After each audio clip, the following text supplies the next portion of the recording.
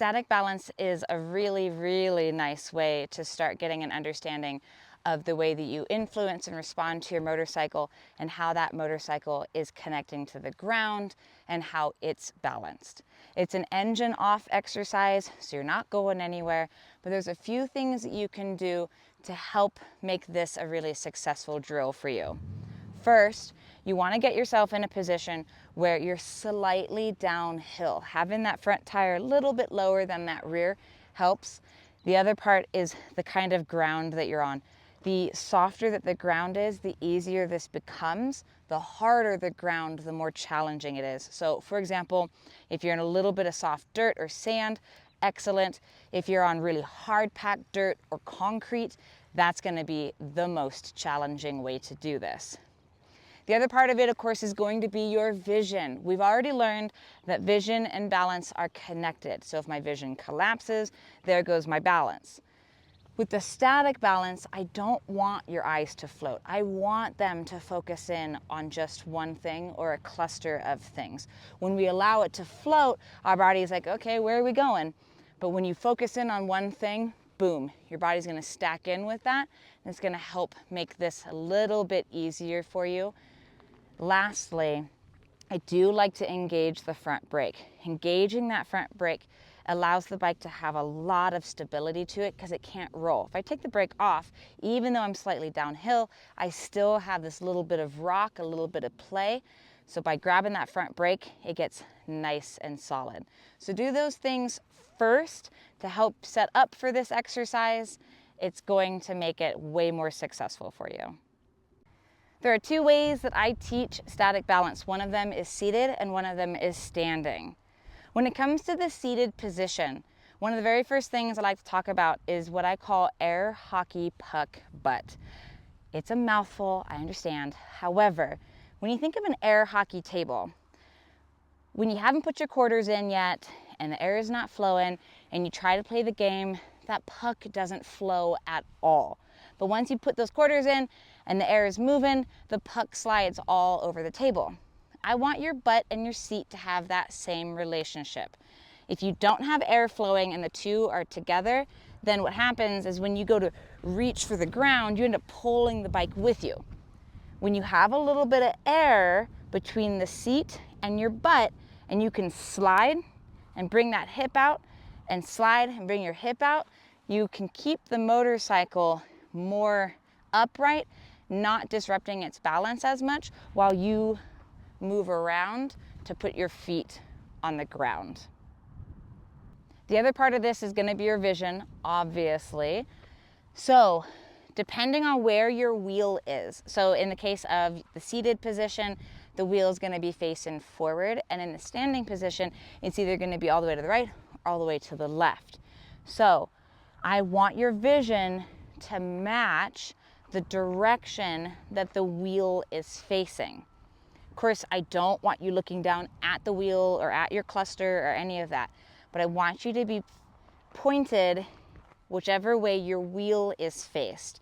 That's going to help a lot with getting your body in the position that you need for that particular static balance exercise, either for seated or for standing. So pick something visually that's going to help with your balance. If you find that, man, your balance is really sucking, change your vision, send it out, bring it in, whatever the case may be. But don't look at the cluster and don't let your eyes float. If your eyes are moving all over the place, then your body's trying to move all over the place, and of course your balance is going to end up being garbage. So focus in on one thing or a cluster of things and stick with it. Use your vision to find your balance. For the seated static balance, I want the wheel to be facing forward. Go ahead and engage that front brake. It makes the bike nice and stable. You're gonna have one foot on the ground, the other is gonna be on the foot peg. If you're lucky enough to be able to have both feet on the ground, I want you to pick just one, put the other one on the foot peg. Think about that air hockey puck butt again here. Make sure you're not suction cupping to that seat, that you're able to move around.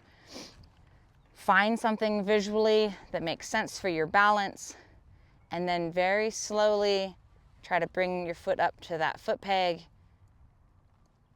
Make sure all the while you're breathing. And don't let your body get really stiff here. I want you to be able to disconnect your hips from your trunk, but the idea is you're trying to keep your shoulders and your head as quiet as possible, keeping those connected and in the direction of the wheel.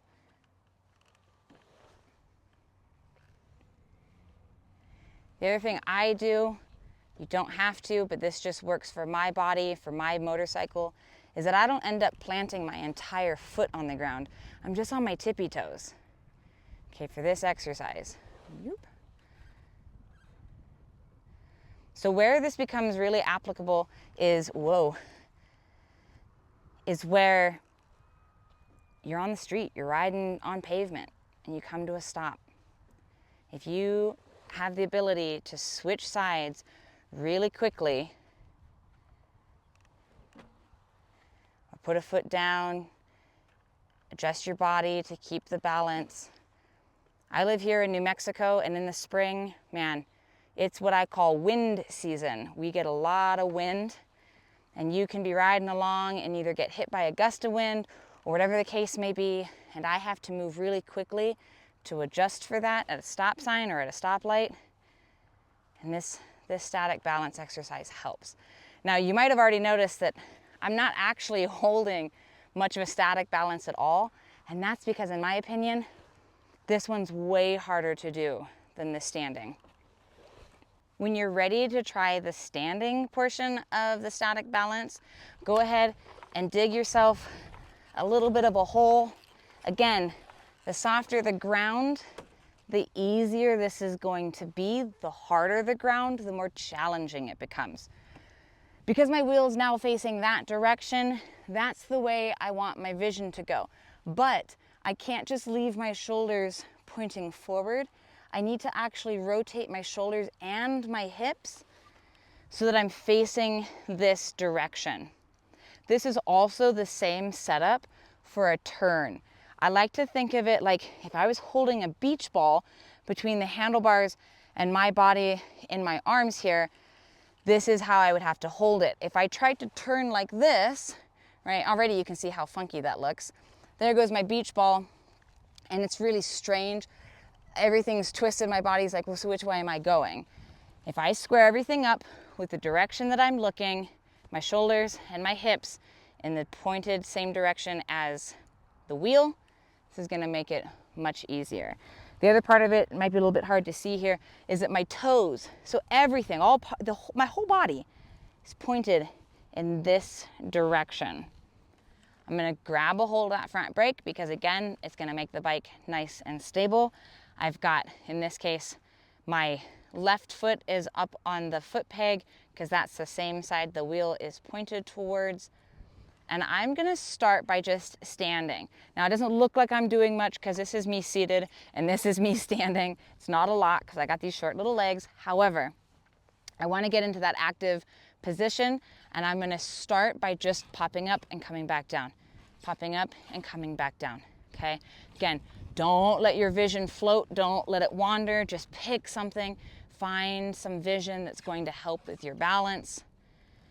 And once you get there, start putting your foot on the foot peg, but do it really, really gently, okay? If you do too much, it pulls the bike in that direction, and you're gonna come out of balance. Okay, you're gonna see how my hips have shifted because my bike wants to go to the right. It's now going back to the left, back to the right, back to the left. So I'm making those adjustments, trying to keep the bike balanced. Now I'm using my feet, I'm using my hips, using a little bit of the handlebars. All the while, my vision remained the same.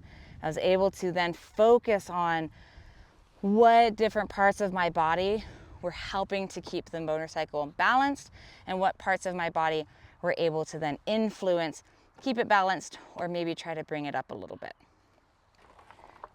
Now go ahead and try the other direction.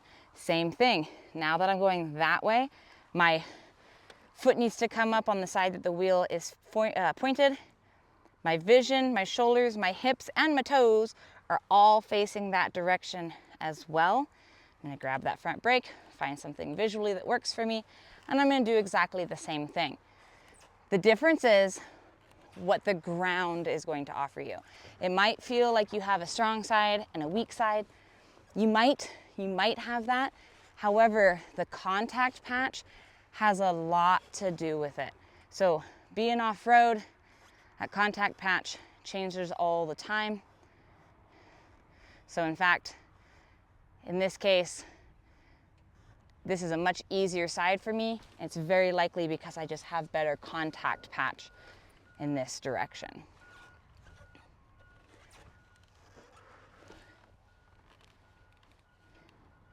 So when you start this exercise, understand that you might spend the entire day, well, not the entire day, don't spend the entire day doing this, but you might spend your entire time of practice only doing this, okay?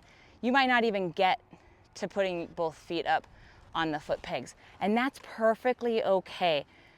This drill takes a lot of time, a lot of dedication. It's also highly perishable. So the less you do it, the harder it becomes. The more you do it, the easier it becomes.